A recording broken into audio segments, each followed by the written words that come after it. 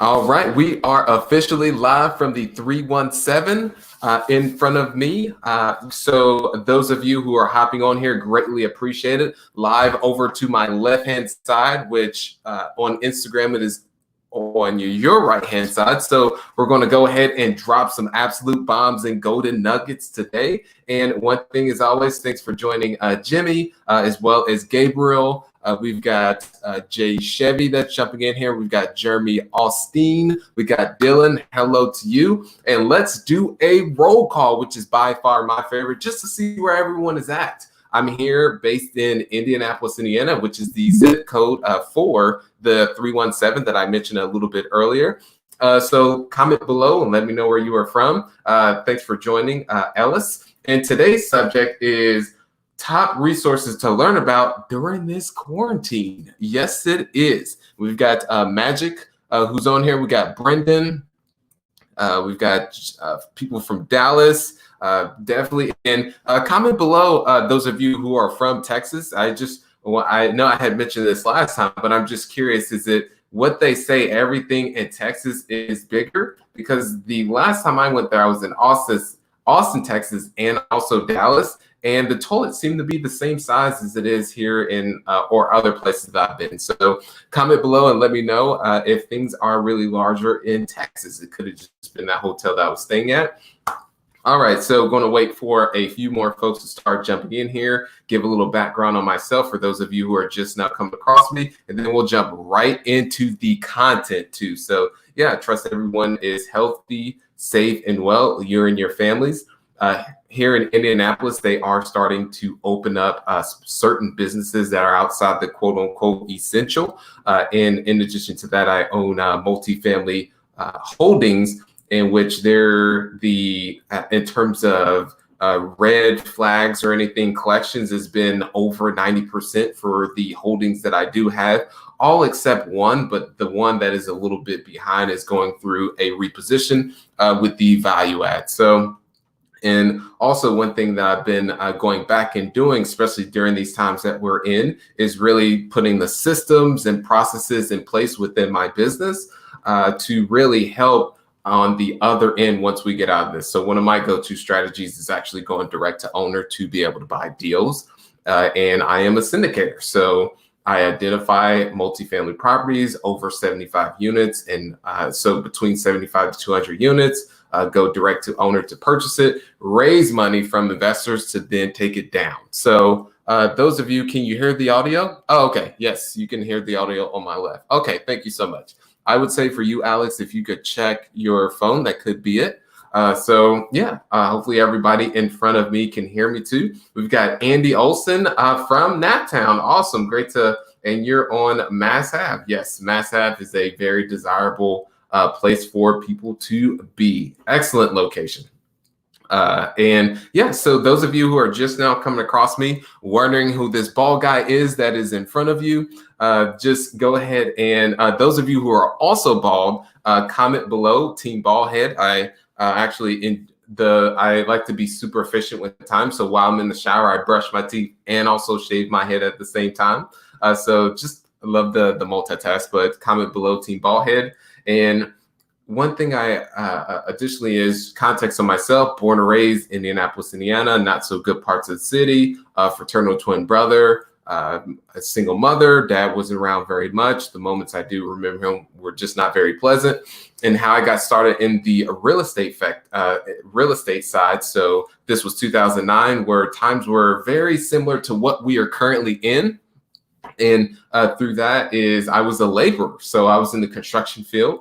And that's when I fell in love with real estate. I was actually the laborer, mixing up the mortar, providing it to the bricklayers, and then transitioned to investing, which is where I knew I wanted to go because I saw that's where the most wealthy were. And through that is I actually found a mentor because at that time I didn't have any funds. Because I actually had negative funds overdrew my bank account and it's just not being financially smart. And at 23 years old, bought my very first deal where this was a single family house, 3-bedroom, 1.5 bath with a detached garage, 2-car garage or 1.5. And through that is he funded the rehab and also the purchase price and threw me in the fire to do everything else after that. and then ended up scaling up to 150 single families. And to date, just own under 400 units, which is all on the multifamily side. So exited out of all the 150 single families, and total valuation is just under 20 million, and have raised over 10.5 million to fund those various projects. So while I'm telling you that, give you some context on myself. One thing is, I'm not perfect by any means. One thing is, just before we actually did this stream, I was having difficulties with setting up my camera, and actually my podcast mic that's over here doesn't even have the actual screw that you're supposed to use for the stand. So I just got it set in there, but one false move, the whole thing will just fall over. So that's what I mean. I still make mistakes to this day. And I make a lot more mistakes than I have successes. And through these streams, I just simply do a experience share of, hey, this is what worked for me, in hopes that maybe some of those things that you're able to get would work for you. And more so, especially during these times, to be transparent with everyone. It's been on emotional roller coaster there's times like, oh man, things are so awesome. And then there's other times with the uncertainty element, which uncertainty when it comes to financing deals. Let's say I'm still on the acquisition side, but when it comes to actually getting a lender to provide the financing, that is very uncertain with most lenders. And then other lenders that are lending have put more restrictions to where you have to bring on more capital to bring more equity to the table, which affects your returns to your investors. So a lot of uncertainty, but the things that I've been doing to get over that roller coaster is just, in essence, just as much positive input as possible and mitigating the news heavily. I cut off the news. This was years ago, and especially now, really with all the negativity out there, I still get informed from others who are around me of the main updates that need to be had. But other than that, that's just about it. How do you find a mentor? What was your approach? It just so happened in my particular case, and that question is on here too, is how do you find a mentor by Little Pig? Love your avatar that you have with the penguins. Penguins I find to be so cute for some reason. I wish I could have, actually, I'm sure I could have a penguin, but I digress. So to answer your question is how to find a mentor is same along the lines of how do you find a deal, or how do you pick a so it's multiple routes in which you could take. The process that I took was, and this is the quote I love, that when the student is ready, the teacher shall arise. And that's exactly what happened in my particular case. And someone says, turn off the news and you all will be fine. Completely agree with that. Thank you. Someone says, yes, turn it off, exclamation mark. And that is by Oil Motion. And we've got the Cigar Fiend over there. So the CrossFit gym that I just so happened to be working out at was, and this was close to Mass Ave, to that person that was earlier that's here in Indianapolis, that was a hub for a lot of successful business owners and I wouldn't say movers and shakers, but just that downtown location was very affluent. And plus CrossFit is pretty expensive. So you had trying to think, a more sophisticated clientele, you could say, in a way, because they had more disposable income. But I always overheard this individual talking about performing construction. He had multifamily.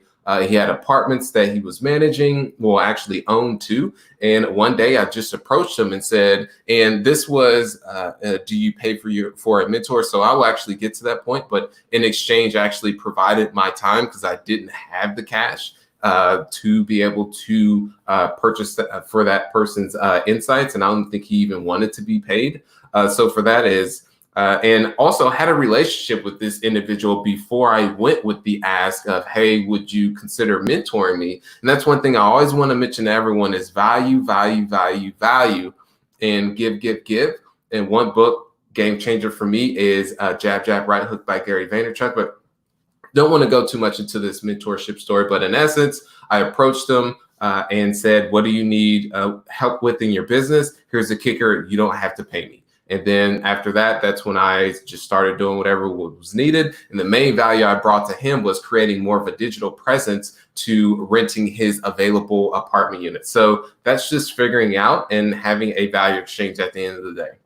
So, all right. And to jump right into the content that we have here, and then also everyone keep your questions throughout here as well. And there's been tons of phenomenal content in terms of the other contributors that are also in Bigger Pockets. So definitely you'll want to catch those. There's Matt Faircloth. There is, gosh, I forget, there's Paul Moore. So definitely those guys are dropping absolute bombs and golden gems. So you'll want to catch those streams as well. And also Nikki is doing a phenomenal job on the back end with doing all this coordinating. So shout out to her. So let's go into the first thing. The topic is top resources to learn during quarantine, and my Instagram handle is Sterling White Official. That is Sterling White Official. One more time, that is Sterling White Official. So the first thing to learn about during quarantine, which many of you may, some of these things I may go into, you're like, wow, I did not know we were going to go in that direction, is learning about yourself. Yes. And what I mean by learning about yourself is from the context of self-awareness. I would have to say that the self-awareness has been an absolute game changer for me, with constantly understanding who I am as an individual, and also the experiences that I've had, the good, the bad, the ugly, the traumas that I've had as a kid, that's ultimately shaped me to who I am today. So really just uncovering that, and I'm on a self-awareness journey. And I love this quote that says by Oliver Wendell Holmes that says, one's mind, once stretched by an idea, it can never be the same. So that, in essence, in another idea, just shifting more to the business side, that on the acquisitions, one idea that really unlocked for me is even when you're buying, you're still selling. So you have to sell the seller on why you're the right buyer for the deal. And then also that everything is sales. That was another idea that helped me in terms of, wow, everything is sales.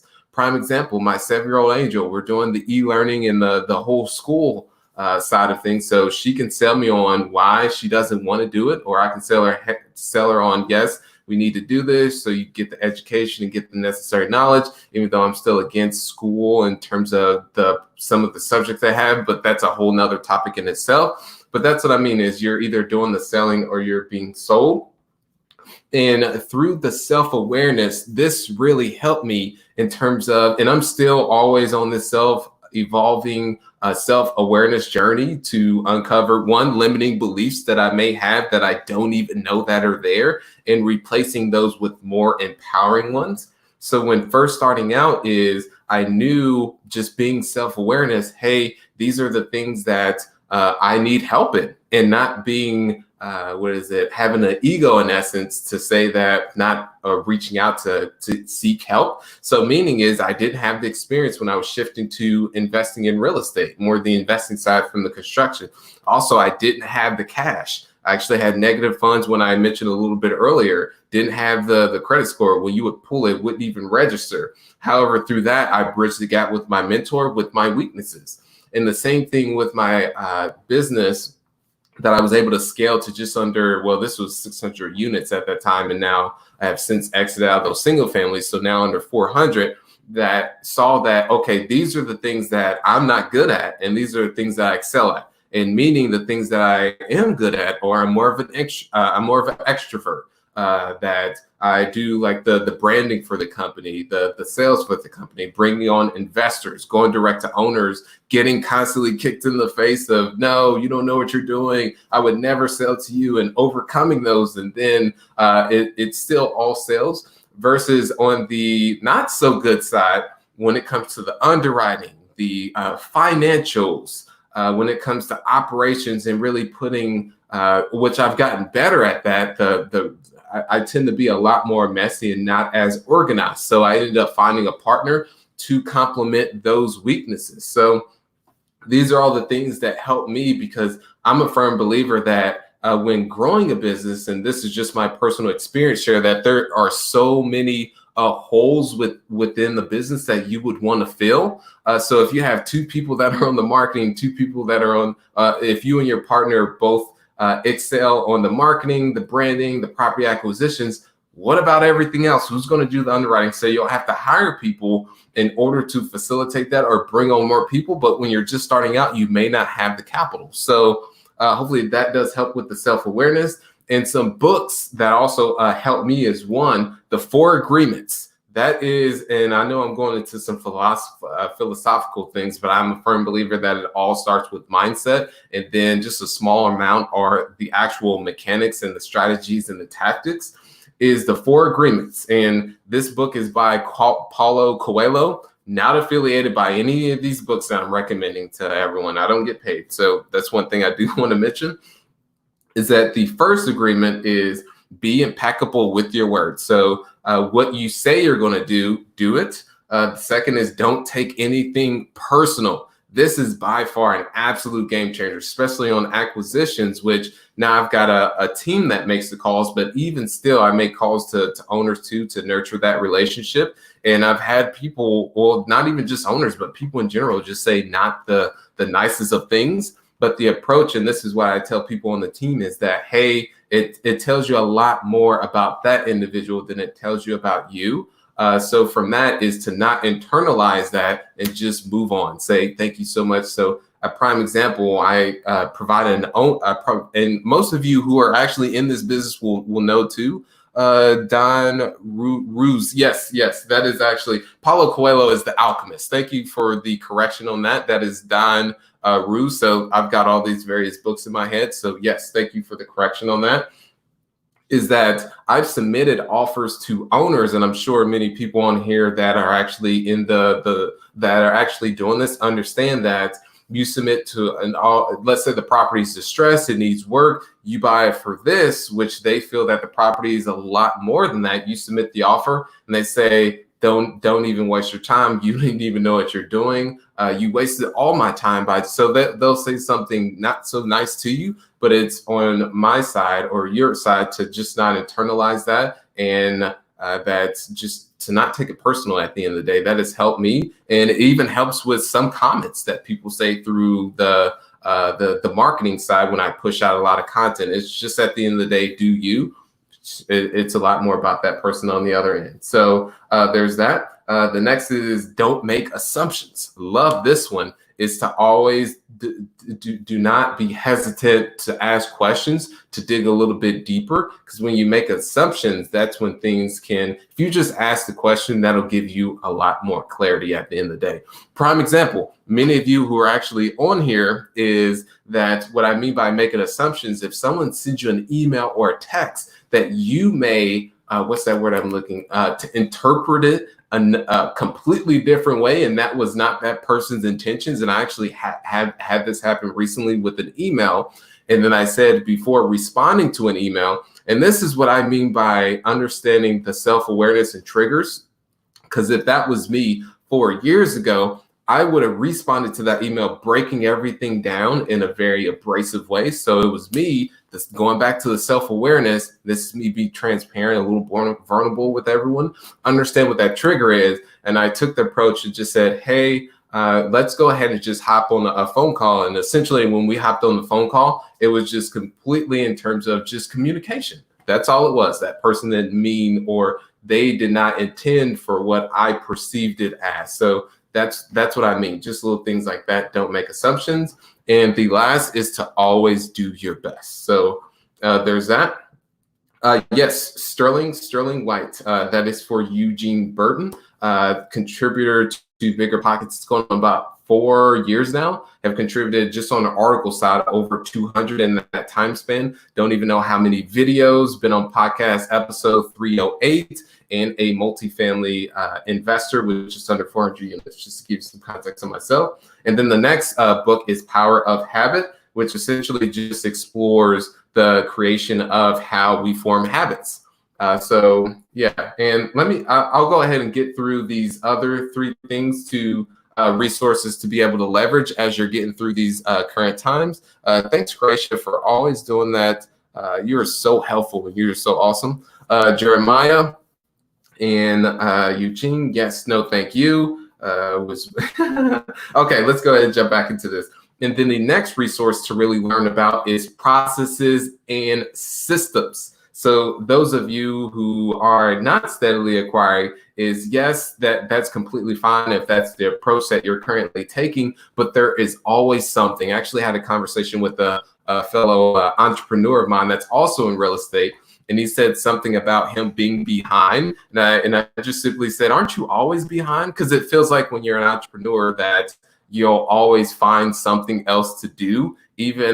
Even during the weekends, I always feel like I'm playing catch up. But that's one thing with just going back to that is you can make a pivot and say, let me go ahead and focus more on creating systems within my business's processes. That way, once you come out of this, that you can go that much faster. And so one book I just recently read, and the system that I am actually implementing is 4 Disciplines of Execution. So in essence, it's just a framework and a system that allows someone, you have your WIG, which is your wildly important goal. And then it is broken down into lead measures, which you would do on a weekly basis to get you to your wildly important goal. So, and there's also OKRs, which is another system that's used by Google. There's CRMs that you could be looking into to essentially, if you are using spreadsheets at this moment in time, to be able to take that data and migrate it over.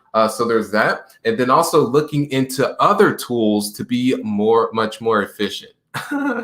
Yeah, someone said just hired a focus coach because of this. Yes, there's just so many different moving parts, and it does help. For when I first got started, the mentor from just an outside angle, and I wrote more about it in my just a book that I had, which was from 0 to 400 units, that really went into the trenches, that person had a different view on things that I did not see whatsoever, and really just helped me shorten up the learning curve to really compact their 20 years into the 2.5 years that I was working for that individual for completely free.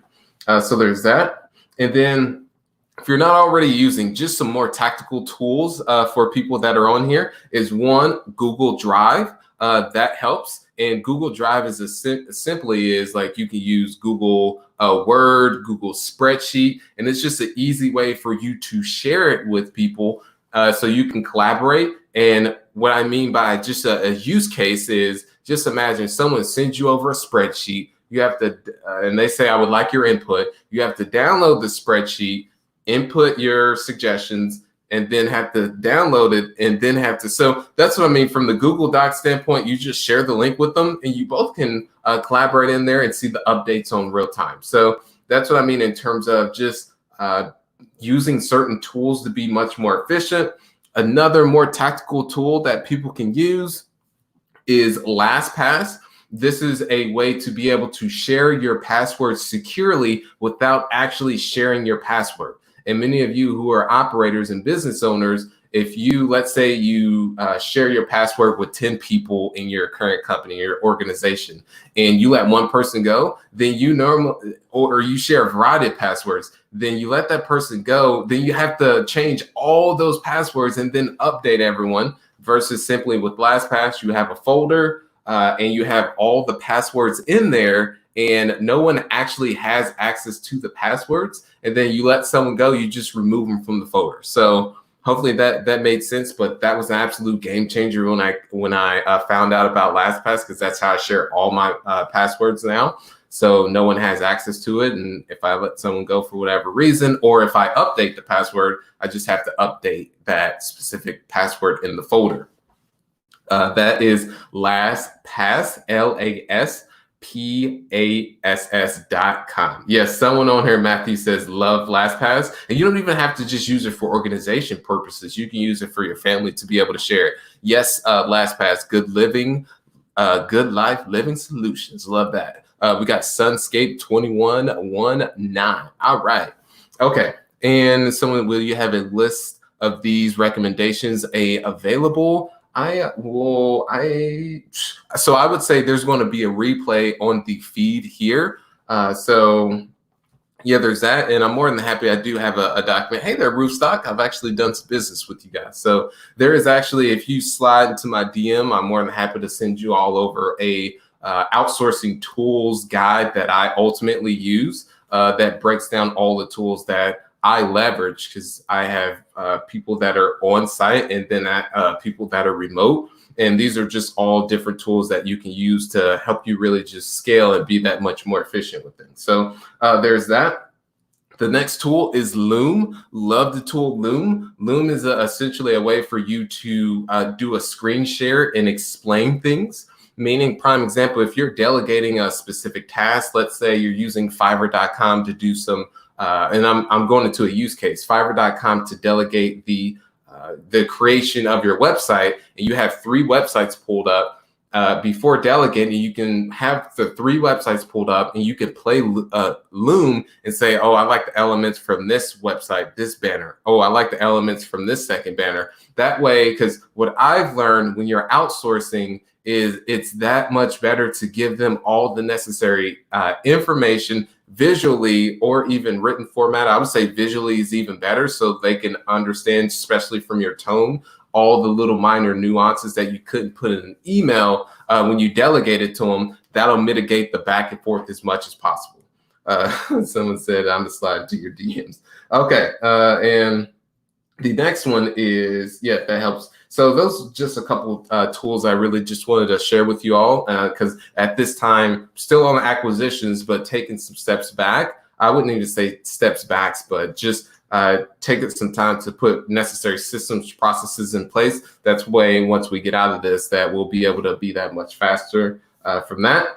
And then the last but not least, and then also everyone ask your questions. I'm going into the last thing here. Well, actually, I'm going into 2 things, but I'll go quickly in just the mindset, which is along the lines is the way you think about things is very important. There's a quote by Wayne Dyer that says, when you change the way you look at things, the things you look at change. So prime example is that if you feel that, oh, you don't have enough experience to be able to get your first deal, or you don't have the necessary cash, that is a more limiting belief versus having a more empowering belief, which would when you have a more empowering belief, you would say, well, I don't have these things, but how do I figure out how to bridge the gap and find someone to where I can create value for that individual? So that's what I mean, is just having a more empowering belief. And what helped me when I changed the trajectory of my life, especially for more on the better, that really shaped me to where I am now, is really honing in on the self-improvement. Earl Nightingale was one person that was a huge influence. So shifting on to the last but not least, in terms of the, what was this topic? Top resources to learn about during this quarantine is business models. Meaning seeing what's out there in the effect that, let's say you were in short-term rentals and you were heavily affected, or let's say you're an operator of hotels. Okay. Yes, let me go ahead and post that list in the comments. I will actually have to be able to get that before I post it in the comments, but I can revisit and be able to get in the comments. So the various business models is, what I mean is, let's say you were an operator in the hotel industry, or you were doing short-term rentals and maybe you had to take a pivot during this time because, and one of the pivots that I've heard that some operators are doing is accommodating first team responders or people in that side to be able to get some income in, and many of those are just breaking even with that model. So this may be an essential wake up call that, hey, during times where let's say from an economic pullback, that short-term rentals may not be able to be the best in terms of to be able to weather the storm. Maybe I should now look into another model to be able to go into. So that's what I mean in terms of just looking at the various business models, whether you want to go into more buy and hold multifamily, or go with single family, or start doing some wholesaling as a way to be able to get some cash without just getting the deal under contract and not actually using your own cash. So, and we've got mindfulness outreach, who's dropping bombs because she says, her quote says, because wherever you go, there you are. So true. All right, so let's go ahead and get into some questions that we have here. Thoughts on land investing versus real estate for a 23-year-old with limited funds. Thoughts on land investing. Myself, I have not gone the path in investing in land. I like to see an actual hard asset to where there's income that is producing. I would just say if you decide yourself, Austin, to go the route on doing the land investing, to find someone to essentially model what's worked for them. And the same approach that I took, you may find an operator in your specific market to where you could start working for that person for completely free and learn the process. And you may jump in there and decide that I don't even want to invest in land. So that's one path that you could run into. All right. Any book recommendations in here? I'm currently reading Millionaire Real Estate Investor. I've also read all of the books, Bigger Pockets books. Yes, that's what I was going to mention. There's several books that are on Bigger Pockets. One that is by Brendon that is in terms of people that are looking to just get started. It's the book on rental property investing. Something along those lines, if we could drop that below. And in addition to that, there is also several of the books. One by Matt Faircloth, which is on raising money. And I'm sure there's two books by Brendon that would help you as a way to get that base level knowledge as you look to transition into the industry. All right, so now let's see if we got some more questions here. Oh, in terms of book recommendations, I would say one that I'm reading right now is 4 Disciplines of Execution, but that's just more of a system that someone can use in their business, similar to like goal setting, but it's really tactical. And at the end of each and every week, you hold people accountable to the commitments that they said that they were going to do to get to your wildly important goal. So there's tons of moving parts that are associated with that. So I'm reading the book, and I'm also coordinating with other people who are currently leveraging that system. And now I've delegated it to the team to now, once we have our meeting this upcoming Friday, come to the meeting with ideas. And that's one thing is that as I'm constantly evolving is to delegate, and also trust but verify. But as an operator, to not try and do everything myself, because there is a lot of things that are moving parts within the business. It's just about empowering more of the people that you bring on. So, all right.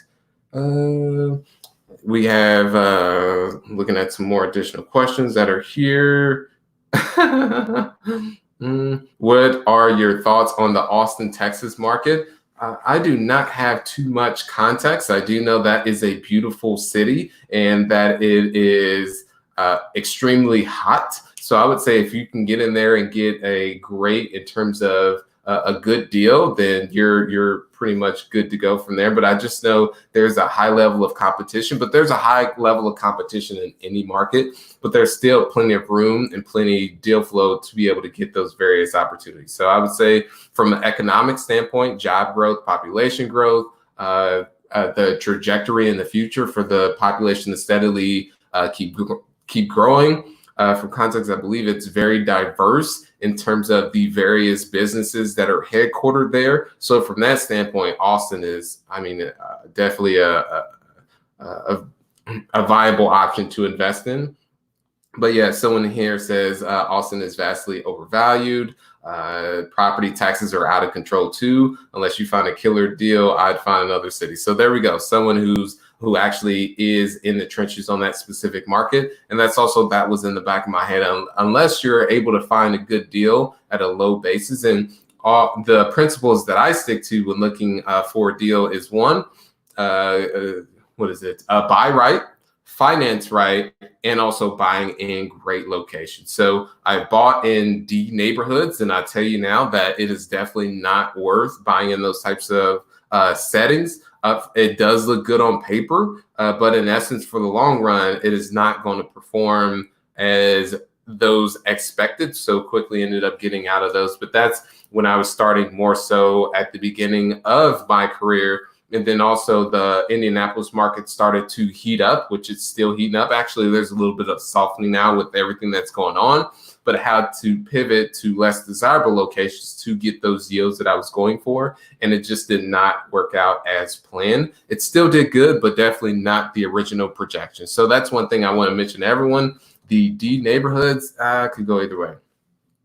Ooh, do you have a certain underwriting spreadsheet that has helped you succeed in analysis? There is a spreadsheet that I use in a particular, I forget the name of the article, but it does have the spreadsheet that I do use to do the underwriting, the initial underwriting. Of course, when you're doing a syndication, there's tons of deep level analysis that you can do, preferred returns. There's a waterfall over the preferred return. There's IRRs. So it's just on the initial level in terms of a surface. So, all right. So just going to answer a couple questions here, a couple more questions or better. What was your very first deal?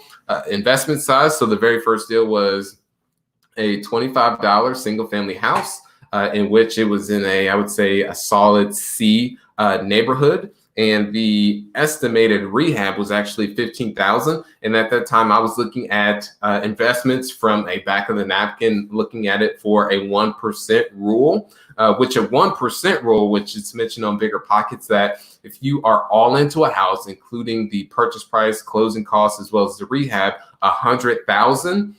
Your expected rent is $1,000. So that's 1% rule. In Indianapolis, you could actually get the 2% rule. So very first deal was sent over from a wholesaler, and they had the estimated rehab is $15,000, so it would be all in about $40,000, and the rent was $850. However, the rehab actually ended up being closer to $25,000.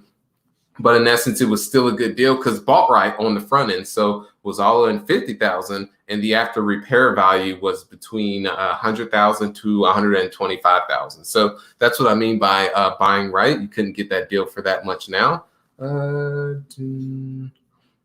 So I would say for you, there's a question that says, is there a maximum age that lenders do not want to lend to? If you go a little bit more deeper in terms of that specific question, more than happy to elaborate a little bit more. All right. We've got Croatia that asks, for those of you on Instagram, is anyone else in the Houston market? So just going to answer a few more questions that are in here. All right, so I would say we are pretty much golden. So those of you, there is always going to be a replay on the, there's going to be a replay for you to revisit this. I will also in the comment section add the resourcing of the outsourcing tools. And those of you who are the same thing that are on the IG, slide to the DM. I'm more than happy to send you over that. Those tools as well. So greatly appreciate everyone. And if there's any additional way that we can be of assistance, Bigger Pockets, myself, we're definitely here, especially to help you through these times, and do hope that my energy also helps give you some positivity as we get through these current times as well, because it really does help me myself to do these types of live streams. Of course, that you guys are on the other end in front of your screens, but I still feel the energy. You guys are very loving as a community. So all I have to say is you guys just keep being awesome human beings, and greatly appreciate you. So don't want to start getting all teary-eyed, because I can get a little bit emotional at times, because I can get, because I'm very passionate when it comes to these types of things. So at the end of the day, we're in this together. So let's help one another out. So thank you so much, everyone. Have a great one. Thank you. All right. Yeah.